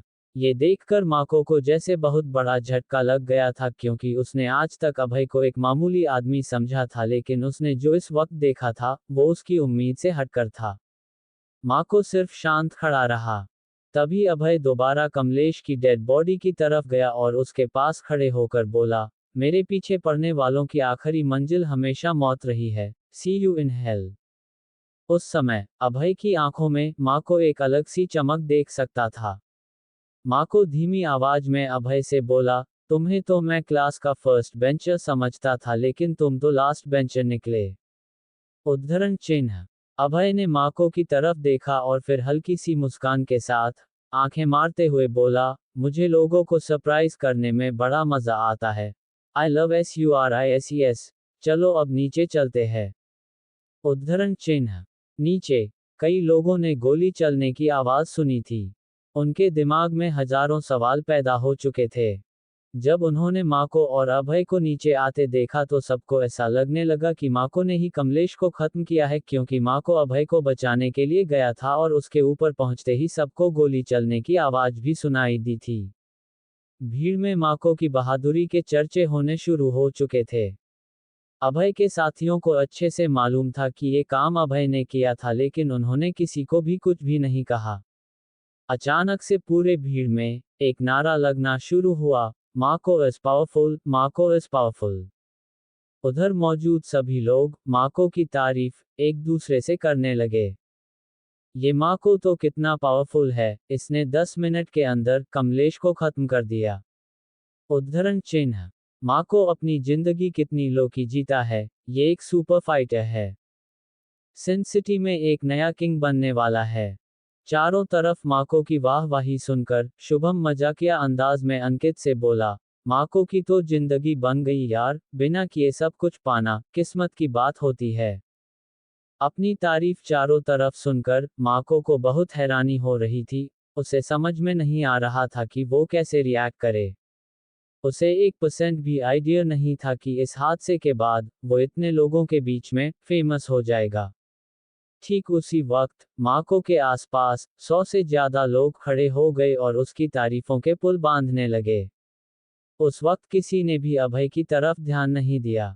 सबको देखकर माको सब कुछ सच सच बताना चाहता था, लेकिन उसको किसी ने बोलने का मौका ही नहीं दिया। वो फ्रस्ट्रेट होकर अभय से धीमी आवाज में बोला, हमें यहाँ से चलना चाहिए वरना ये भीड़ हमें कहीं नहीं जाने देगी। उद्धरण चिन्ह। माको अभय के साथ वहां से निकल गया। कुछ देर आगे बढ़ने के बाद माको ने देखा कि उसके पीछे पीछे बहुत सारे लोग अभी भी चल रहे थे। धीरे धीरे माको की बहादुरी के किस्से ईस्टर्न डिस्ट्रिक्ट में फैल चुके थे। जो भी देखो सब माको को आने वाला ईस्टर्न डिस्ट्रिक्ट का किंग समझने लगा था। माको जब अपने घर के नजदीक पहुंचा तो उसने देखा कि स्ट्रीट्स में लोग खड़े होकर उसको देखकर खुशी से तालियां बजा रहे थे। इन सब के दौरान विराट अभय के पास आकर खड़ा हो गया। उसे अच्छे से मालूम था कि लोगों की बोली हुई बातें सच्चाई से 100 कदम की दूरी पर थी, लेकिन उसके बाद भी उसने माको से किसी भी तरीके का सवाल नहीं किया और ना ही अभय को कुछ बोला। उसी वक्त अभय ने धीमी आवाज में विराट को मुस्कुराते हुए कहा, एक खतरनाक जंग के लिए तैयार हो जाओ। उद्धरण चिन्ह। किसके साथ होगी ये खतरनाक जंग? विराट ने झट से पूछा। अभय सीरियस होकर बोला, कुछ लोग लड़ने का बहाना ढूंढते हैं तो कुछ लोग मरने का। हमारी जंग उसके साथ होने वाली है जो दोनों में एक्सपर्ट है। हम मित्तल परिवार से पंगा लेने वाले हैं। उद्धरण चिन्ह। ये सुनकर विराट हक्का बक्का हो गया। वो शांत खड़ा होकर सिर्फ अभय की गुस्से भरी आंखों को देख रहा था। अपनी बात आगे कंटिन्यू करते हुए अभय बोला, सोने पे सुहागा ये है कि हम मित्तल परिवार का सामना उनके खरीदे हुए फैंटम फॉरेस्ट में करेंगे। उद्धरण चिन्ह। फैंटम फॉरेस्ट का नाम सुनकर विराट के पैरों तले जमीन खिसक गई। उसे अच्छे से मालूम था कि अभय जिस जंगल की बात कर रहा था उधर सिर्फ और सिर्फ मित्तल परिवार का राज चलता था। फैंटम फॉरेस्ट को मित्तल परिवार ने अपने सारे इल्लीगल काम को अंजाम देने के लिए खरीदा था। ये पूरा फॉरेस्ट 50 किलोमीटर के एरिया में फैला हुआ था। वहां पर जाना खुद को आग में झोंकने जैसा था। फैंटम फॉरेस्ट धर्मशाला शहर से 1 घंटे की दूरी पर था। सबको उस फॉरेस्ट के बारे में मालूम था, लेकिन उधर कभी किसी ने जाने की हिम्मत नहीं की थी। मित्तल परिवार और फैंटम फॉरेस्ट के बारे में सोचकर विराट धीमी आवाज में अभय से बोला, हम वहां के लिए कब निकलेंगे और हमारा प्लान क्या है? 5 दिनों के बाद हम वहां के लिए निकलेंगे। हमारा प्लान बहुत सिंपल है। उधर जाना है, उन्हें खत्म करना है।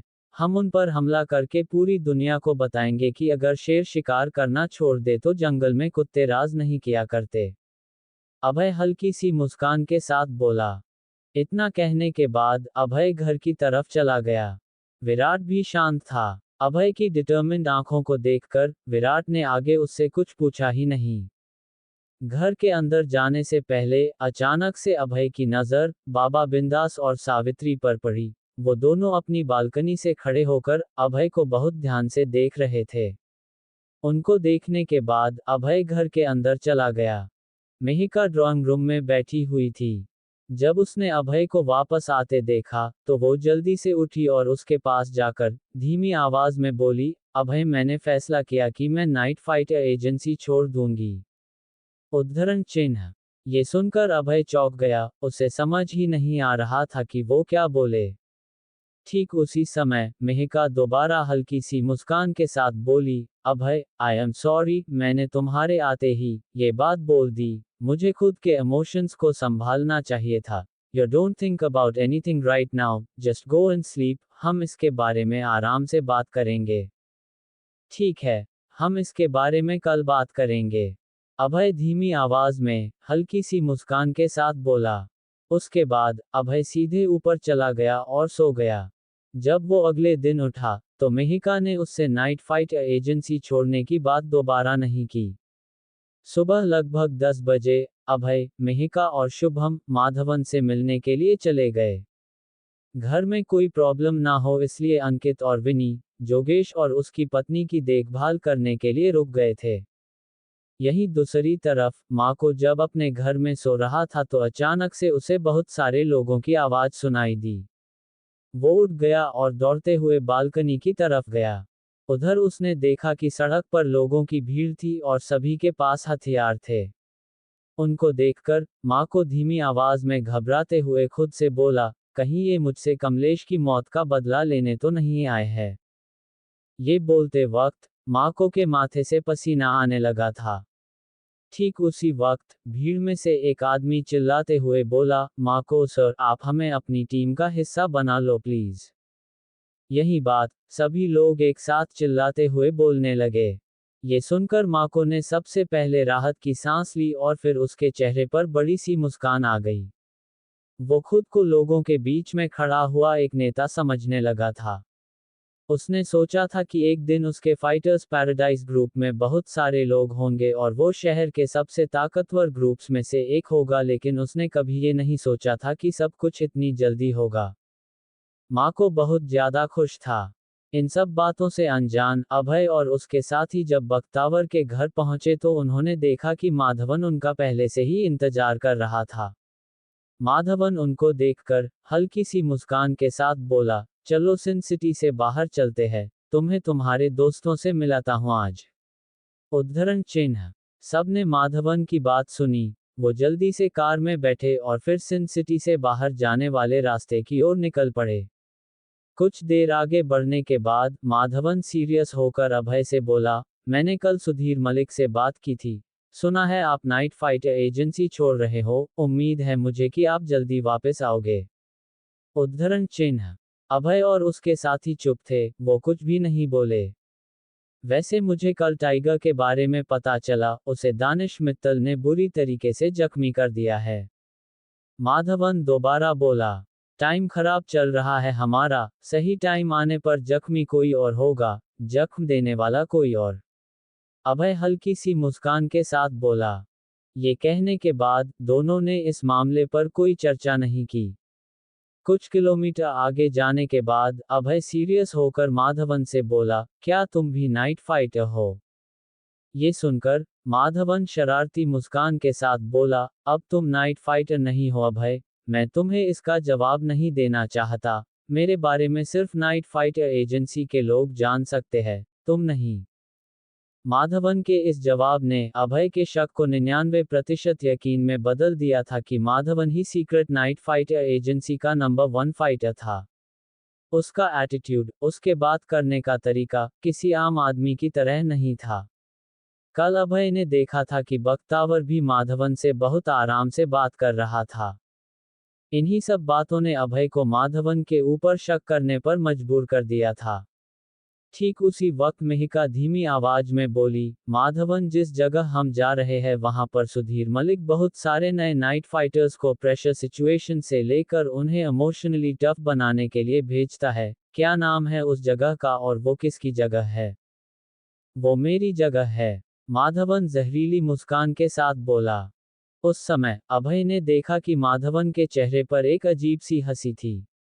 अपनी बात आगे कंटिन्यू करते हुए माधवन बोला, मेरी जगह को डेविल ट्रेनिंग कैंप कहा जाता है और यहाँ पर आम फाइटर्स का आना नामुमकिन है। उद्धरण चिन्ह। सचमुच? फिर तो मैं ये जगह देखने के लिए बहुत एक्साइटेड हूँ। अभय मुस्कुराया और फिर वो धीमी आवाज में बात पलटते हुए बोला, वैसे माधवन, इस शहर में बहुत लोग बेवजह गायब होते हैं। उन लोगों को कौन गायब करता है? क्या तुम्हें इसकी कोई जानकारी है? ये सुनकर माधवन एक पल के लिए शॉक हो गया और फिर ना करते हुए अपना सिर हिलाते हुए बोला, मैंने इसके बारे में कभी नहीं सुना। मैं इस शहर के बारे में ज्यादा नहीं जानता। वैसे भी सिन सिटी में बख्तावर ही सब कुछ देखता है। इन सब बातों के बाद कोई कुछ भी नहीं बोला।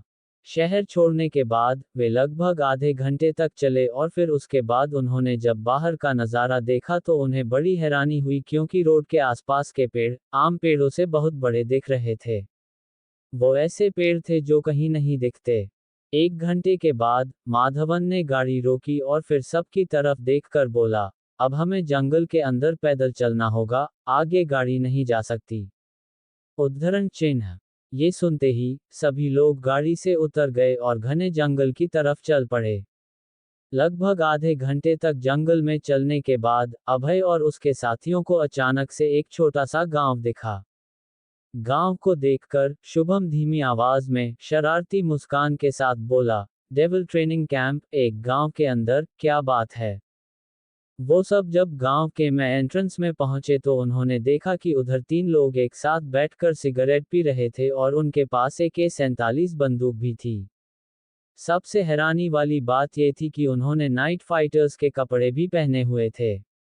जहां तक अभय की बात थी, उसने उन नाइट फाइटर्स को कभी नहीं देखा था। उन्होंने जैसे ही माधवन को देखा तो जल्दी से सिगरेट को बुझा दिया और उसके पास खड़े होकर हल्की सी मुस्कान के साथ बोले, Madhavan sir, welcome to the devil's training camp. Madhavan ने उनकी तरफ देखकर डिस्गस्ट फेस के साथ कहा, तुम्हें कितनी बार बोला है, cigarette is injurious to health, तुम लोग समझते क्यों नहीं हो मेरी बात को। ये सुनकर दूसरा आदमी जहरीली मुस्कान के साथ बोला, हम छोड़ देंगे सर, डोंट वरी, वैसे भी हमें लोगों को किसी की जान लेकर मरना है, सिगरेट पीकर अपनी जान नहीं देनी। उद्धरण चिन्ह। ठीक उसी वक्त तीसरे आदमी ने मेहिका की तरफ देखा और अपनी आंखें बड़ी करते हुए बोला, आप इन्हें डेविल कैंप में ट्रेन करने के लिए अगर लेकर आए हो तो सर, इस लड़की को मैं पर्सनली ट्रेन करूंगा। उद्धरण चिन्ह। ये सुनकर उसके साथ खड़े दोनों आदमी हंसने लगे। उन लोगों के बात करने का तरीका नाइट फाइटर जैसा नहीं बल्कि किसी डाकुओं जैसा था। माधवन गुस्से में तीनों की तरफ देखा और चिल्लाते हुए बोला, बकवास मत करो, खुद की जुबान पर लगाम लगाओ, तुम्हारे सामने ये जो तीनों खड़े हैं वो अभय, मेहिका और शुभम है। क्या? तीनों लोग हैरान रह गए। उनके रिएक्शन से साफ पता लग गया था कि उन्होंने उन तीनों का नाम पहले सुन रखा था। अभय, मेहिका और शुभम ने तीनों को इग्नोर करना ज्यादा बेहतर समझा क्योंकि उस वक्त वो सिर्फ गांव की तरफ देख रहे थे। ये गांव बड़ा नहीं था लेकिन अभय को जितने लोग भी नजर आ रहे थे, वो सभी लोग सीनियर नाइट फाइटर्स थे। इस गांव के साइज को देखते हुए अभय ने धीमी आवाज में माधवन से पूछा, इस गांव में कितने लोग रहते हैं? 1000 लोगों से ज्यादा नहीं है। ये बोलने के बाद माधवन हल्की सी मुस्कान के साथ दोबारा बोला, अभय तुम अभी ज्यादा सोचो मत, अपने दिमाग को शांत करो, चलो अंदर चलते हैं। उद्धरण चिन्ह। अभय कुछ भी नहीं बोला। वो माधवन के साथ गांव के अंदर चला गया। कुछ कदम आगे बढ़ने के बाद उन्हें पीछे से एक आदमी की आवाज सुनाई दी, खत्म कर दो इन तीनों को, ये तीनों यहां से बाहर नहीं निकलने चाहिए।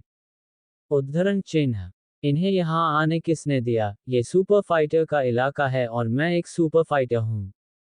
अभय, मेहिका और शुभम के सामने एक आदमी जिसने सिर्फ पैंट पहनी हुई थी, वो पागलों की तरह चिल्लाकर बोल रहा था। कुछ ही सेकंड्स के अंदर उस आदमी ने अपनी जेब से सिगरेट निकाली और फिर उसे जलाते हुए दोबारा बोला, मैं यहाँ का बॉस हूँ, सब मेरी इज्जत करो। उद्धरण चिन्ह। उस आदमी की हरकत देखकर अभय और उसके साथी हैरान हो गए। उन्हें समझ नहीं आ रहा था कि वो आदमी अकेले ही खुद से पागलों की तरह क्यों बोल रहा था। ठीक उसी वक्त माधवन जोर से चिल्लाते हुए अपने आदमियों को बोला, तुम सबको कितनी बार कहा है कि इसे दूर रखा करो, ये बार बार बाहर कैसे आ जाता है, ध्यान क्यों नहीं देते तुम लोग। उद्धरण चिन्ह। उसी समय गेट पर खड़े 3 आदमी जल्दी से आ गए और उस पागल आदमी को अपने साथ लेकर चले गए। उसको देखकर अभय हैरानी के साथ माधवन से बोला, ये कौन था और ये ऐसे क्यों बिहेव कर रहा था? ये सुनकर माधवन सीरियस होकर बोला, प्रेशर और बढ़ती टेंशन एक ऐसा जहर होता है जो धीरे धीरे हमारे शरीर को अंदर से बर्बाद कर देता है। ये आदमी उसी का एग्जाम्पल है। इसे सिन सिटी भेजा गया था स्ट्रॉन्ग बनने के लिए, लेकिन ये कुछ झेल नहीं पाया और आज he is the most weakest person here. Madhavan की बात सुनकर सभी शांत खड़े थे। उनके पास कुछ बोलने के लिए शब्द ही नहीं थे। उसके बाद वो बिना कुछ बोले आगे बढ़ने लगे। तकरीबन 10 मिनट के बाद अचानक से मेहिका की आंखें बड़ी हो गई और वो एक्साइटेड होकर जोर से चिल्लाते हुए बोली, जोरा जोरा हम देखो। उद्धरण चिन्ह। इससे पहले मेहिका कुछ भी बोलती, उसकी आंखें भर आई। मेहिका की आवाज सुनकर एक घर के कोने में बैठी जोरा की सुस्त आंखों में जैसे फुर्ती सी आ गई थी। वो जल्दी से उठी और भागते हुए मेहिका के करीब पहुंचते ही उसे गले लगा लिया। उस मोमेंट पर जोरा के इमोशंस आउट ऑफ कंट्रोल हो चुके थे। जोरा की तरह मेहिका, अभय और शुभम भी इमोशनल हो गए थे। माधवन जो उनके साथ खड़ा था, वो ये सब देख रहा था और उसके चेहरे पर हल्की सी मुस्कान थी। जोरा को देखने के बाद अभय को यकीन हो गया था कि माधवन उनसे किसी भी तरीके का फरेब नहीं कर रहा था। कुछ देर के बाद जब जोरा नॉर्मल हुई तो वो अभय को देखकर हल्की सी मुस्कान के साथ सैल्यूट करते हुए धीमी आवाज में बोली, मुझे कितने वक्त से इस सैल्यूट का इंतजार था। मैं जोरा, night fighter number 2 is ready to be the part of your team. ये सुनकर अभय के चेहरे पर बड़ी सी मुस्कान आ गई। वो मुस्कुराते हुए बोला, तुम्हारी बातें, तुम्हारा हंसना, तुम्हारे लड़ने का तरीका, सब कुछ हमने अपनी आंखों में बसा कर रखा था। आज तुम्हें देखने के बाद ये रियलाइज हुआ है हमको कि तुमसा कोई नहीं है और न होगा। उद्धरण चिन्ह। इतना कहते ही अभय धीमी आवाज में बोला, और हाँ, अब मैं किसी भी टीम का हिस्सा नहीं हूँ जोरा, मैं नाइट फाइटर एजेंसी के लिए अब काम नहीं करता। उद्धरण चिन्ह। जब जोरा ने ये सुना तो उसे ऐसा लगा जैसे उसे 440 वोल्ट का झटका लग गया हो। वो तुरंत बोली, ये सब हो क्या रहा है, आपने नाइट फाइटर एजेंसी क्यों छोड़ दी? अभय ने जोरा को सब कुछ डिटेल में समझाया। सब सुनने के बाद जोरा गुस्से में बोली, अगर आप नाइट फाइटर एजेंसी का हिस्सा नहीं हो तो मैं भी सब छोड़ रही हूँ। अभय को यही उम्मीद थी। उसे मालूम था कि जोरा एक ऐसी लड़की थी जिसके लिए रिलेशंस बहुत ज्यादा मैटर करते थे और वो उनके लिए किसी भी हद तक जा सकती थी। अभय ने सबसे पहले जोरा के दौड़ते हुए दिमाग को शांत किया और फिर हल्की सी मुस्कान के साथ बोला, खुद को शांत करो जोरा, अभी गुस्सा करके कुछ नहीं मिलेगा। और हाँ, अभी गौतम कहाँ पर है? गौतम का नाम सुनकर जोरा झट से बोली, चलो, मैं आप लोगों को वहां ले चलती हूँ, शायद वो सबके साथ बैठकर खाना खा रहा होगा। उद्धरण चिन्ह। ठीक उसी वक्त माधवन बोला, आप लोग जाए, मुझे जरा कुछ काम है, मैं जल्दी से वो निपटा लेता हूँ। उद्धरण चिन्ह। ठीक है, जल्दी मिलते हैं, अभय ने सिर हिलाते हुए जवाब दिया। माधवन के चले जाने के बाद जोरा उन तीनों को गांव में बने छोटे से रेस्टोरेंट की तरफ ले गई। जिस वक्त वो सब रेस्टोरेंट की तरफ जा रहे थे तब अभय उधर के लोगों को देखकर चौंक गया था, क्योंकि उस गांव के अंदर सिर्फ और सिर्फ सीनियर नाइट फाइटर्स दिखाई दे रहे थे। उनको देखकर अभय को समझ आ गया था कि क्यों बख्तावर माधवन से अच्छे से पेश आ रहा था। माधवन केवल अपने गांव के लोगों के साथ मिलकर पूरे सिन सिटी को खत्म करने का दम रखता था। इन सब के बाद अभय को जो बात सबसे ज्यादा खटक रही थी वो ये थी कि सब सीनियर नाइट फाइटर्स होने के बावजूद भी गंदे गंदे कपड़े पहनकर घूम रहे थे। उनके हाथों में सिगरेट और दारू की बॉटल्स थी और वो किसी से भी अच्छे से पेश नहीं आ रहे थे। जब अभय गांव के रेस्टोरेंट में पहुंचा उस समय उधर ज्यादा लोग नहीं थे। अभय की नजर तुरंत ओमकार, अंकिता और सानिया पर पड़ी। तीनों को दूर से देखकर अभय चौंक गया था, क्योंकि तीनों में पहले से बहुत ज्यादा बदलाव आ चुके थे। सबसे ज्यादा बदलाव अभय को सानिया में दिखा। सानिया के लंबे बाल छोटे हो चुके थे। उसका शरीर पहले से ज्यादा मजबूत दिख रहा था, लेकिन उस वक्त सानिया का सुंदर सा चेहरा थका हुआ लग रहा था। उसको देखकर साफ पता लग रहा था कि वो ट्रेनिंग करके सीधा खाने के लिए आई थी। अभय धीरे धीरे उन तीनों के पास गया और उनको पीछे से धीमी आवाज में बोला, हर उस चीज के लिए जो जीवित है। जब तीनों ने ये सुना और उन्होंने जैसे ही पीछे मुड़कर देखा, वो हक्का बक्का रह गए। कुछ सेकंड्स के लिए उन्हें समझ ही नहीं आया कि वो कैसे रिएक्ट करे। सबसे पहले सानिया ने एक्साइटमेंट में अभय को गले लगा लिया और इमोशनल होते हुए बोली, मुझे पता था कि तुम जरूर आओगे। उद्धरण चिन्ह। इतने दिनों के बाद सानिया को देखकर अभय भी बहुत ज्यादा खुश था। उसके बाद सभी लोग एक साथ बैठ गए और एक्साइटमेंट में अपनी कहानी सुनाने लगे। इन सब के दौरान किसी ने गौतम के बारे में सोचा ही नहीं। सब अपनी बातों में लगे हुए थे। थोड़ी देर के बाद अभय अचानक से बोला, वैसे ये गौतम कहाँ है? उसने अपनी ट्रेनिंग कंप्लीट नहीं की होगी, बेचारा ट्रेनिंग ग्राउंड में अपना शरीर घिस रहा होगा। अंकिता हंसते हुए बोली। अंकिता के बगल में ओमकार बैठा था। वो गौतम का मजाक उड़ाते हुए बोला, गौतम कभी नहीं बदल सकता, उसमें ज्यादा ताकत है ही नहीं, जब देखो पिट जाता है, खाना खाने के वक्त हमेशा लेट आता है, टाइम पर तो कभी उससे कोई काम हुआ ही नहीं। उद्धरण चिन्ह। खाना खत्म करने के बाद मुझे उसके पास ले चलो। अभय सीरियस होकर बोला। सबने अपना सिर हिलाया और खाना खाने के बाद वो सब एक साथ ट्रेनिंग ग्राउंड की तरफ निकल पड़े। जब वो ट्रेनिंग ग्राउंड पहुंचे तो उन्होंने देखा कि ग्राउंड में सिर्फ दो लोग थे। उनमें से एक मोटा आदमी था जिसके हाथ में चिकन लेग पीस था। दूसरा आदमी कोई और नहीं बल्कि गौतम था। उसने अपने कंधे पर लगभग 200 किलो का बैग उठाया हुआ था और कड़कती धूप में पूरे ग्राउंड के चक्कर लगा रहा था। उस समय गौतम के साथ खड़ा आदमी शरारती मुस्कान के साथ गौतम को चिकन लेग पीस दिखाते हुए बोला, इसे खाना है, बोलो खाओगे? भूख से बेहाल गौतम अपनी जीभ की लार टपकाते हुए बोला, मुझे एक बाइट दे दो, प्लीज, बहुत भूख लगी है मुझे। उद्धरण चिन्ह। चल भाग यहाँ से, पहले चक्कर लगा ग्राउंड के, उसके बाद कुछ मिलेगा। सामने खड़े आदमी ने गौतम को कहा और उसके बाद चिकन लेग पीस के मजे लेते हुए उसे खाने लगा। सामने खड़े आदमी को खाते हुए देखकर गौतम की आंखों में आंसू आ गए। वो हार कर जमीन पर बैठ गया और जोर जोर से रोने लगा। उसको देखकर ओमकार हंसते हुए बोला, बेचारा किस्मत का मारा। उद्धरण चिन्ह। गौतम को रोता हुआ देखकर वो आदमी हंसते हुए बोला, अगर तुमने आज सारे राउंड नहीं लगाए तो मैं तुम्हें एक कमरे में मोहन के साथ छोड़ दूंगा। उद्धरण चिन्ह।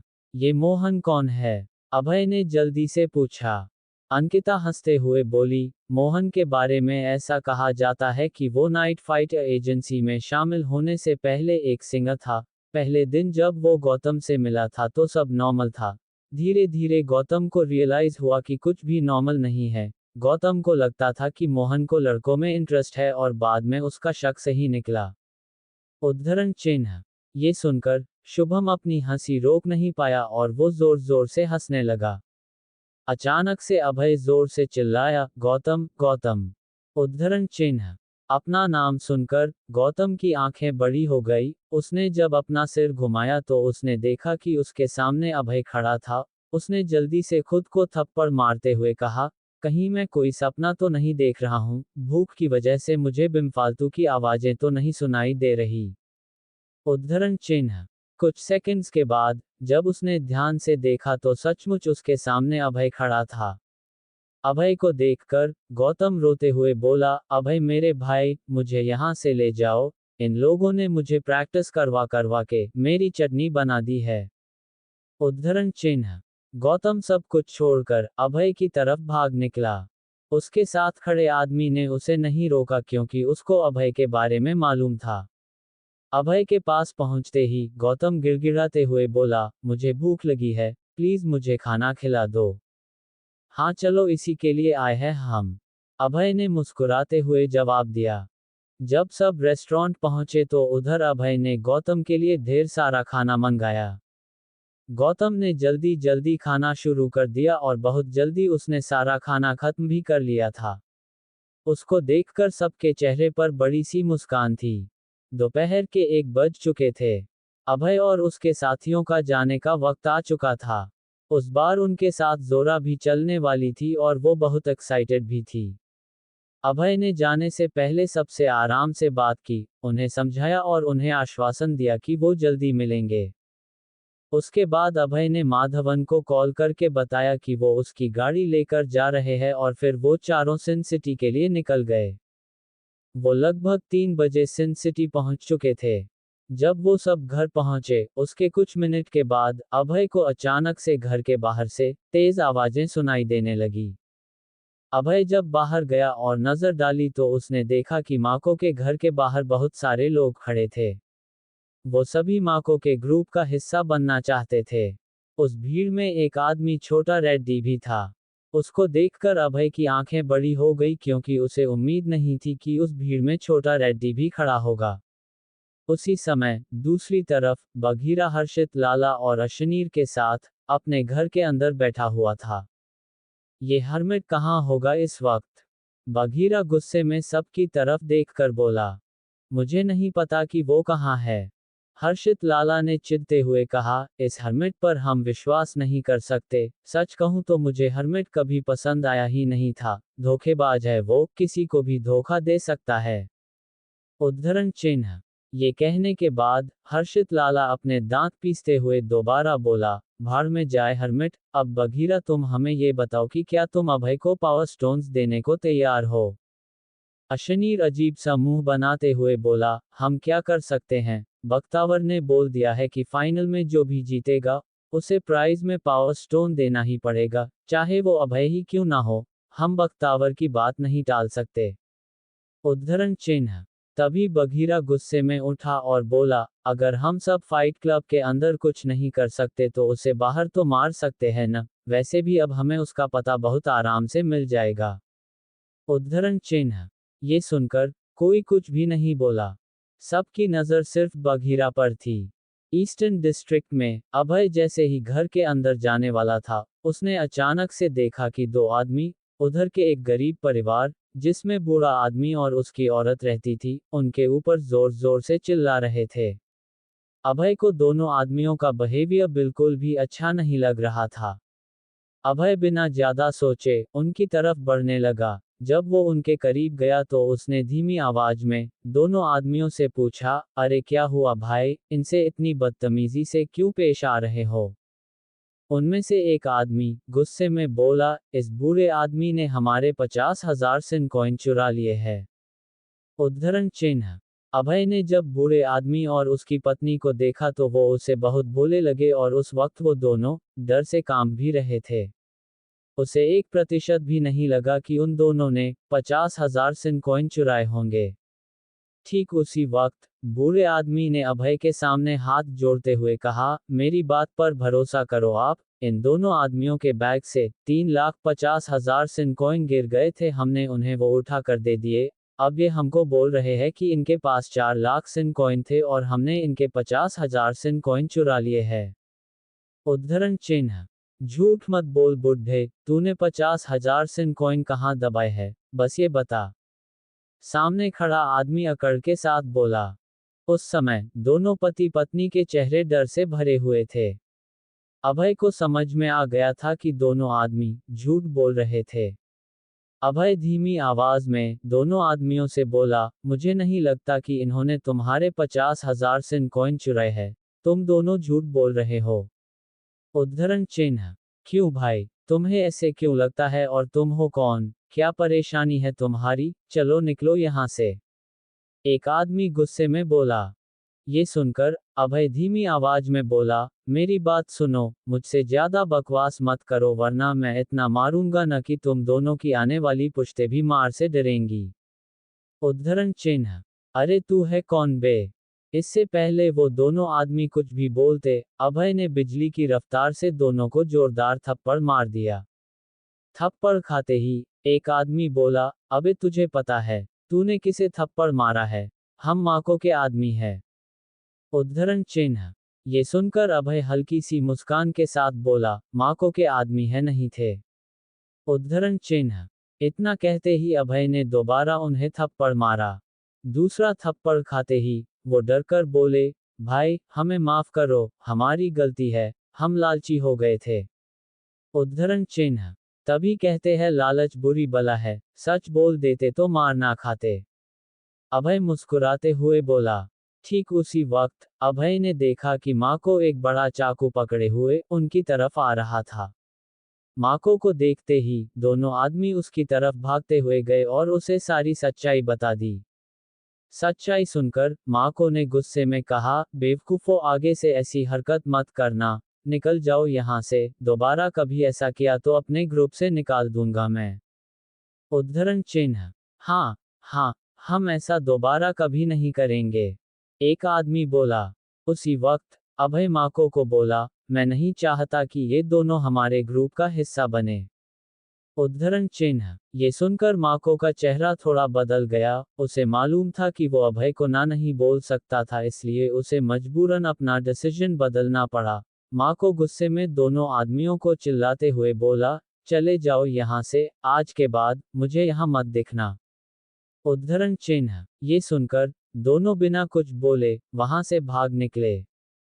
उनके जाते ही माँ को अभय से सीरियस होकर बोला, अभय मुझे तुमसे एक जरूरी बात करनी है। उद्धरण चिन्ह।